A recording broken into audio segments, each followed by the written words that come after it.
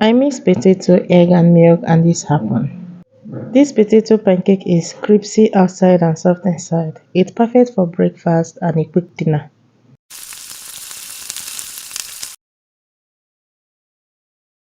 First, peel and grate the potato.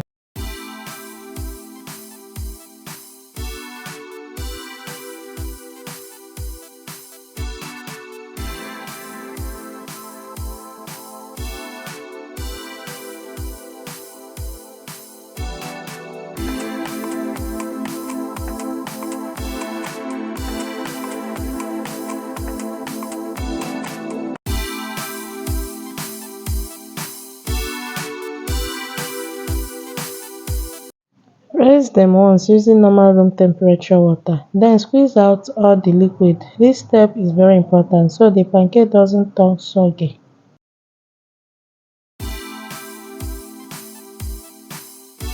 Don't skip this part. This is what makes it work.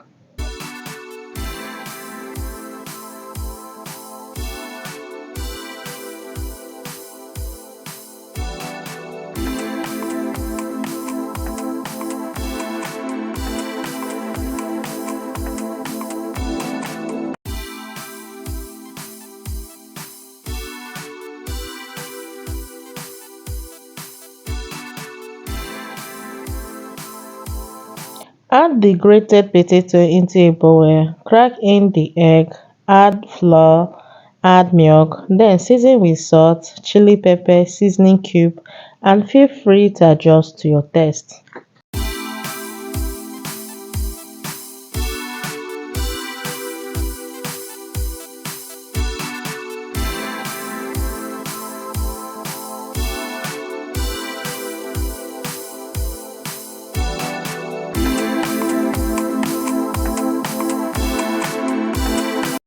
Mix everything well. The batter should be thick but still pourable, not watery.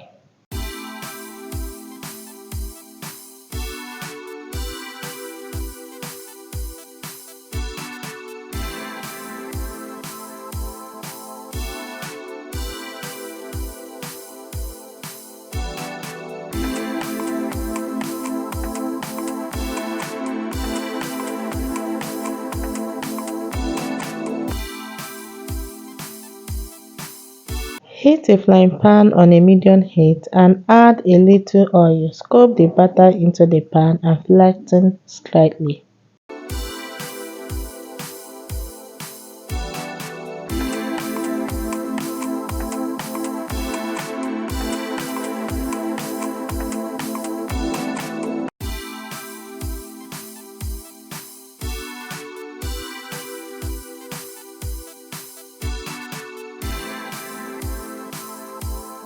Fry batch by batch. Don't overcrowd the pan so it cooks evenly.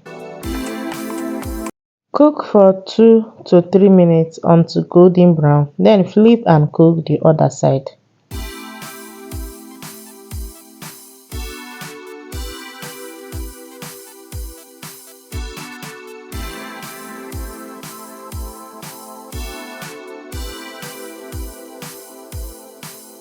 Once both sides are golden and crispy, remove from pan. You will see it soft inside and crispy outside.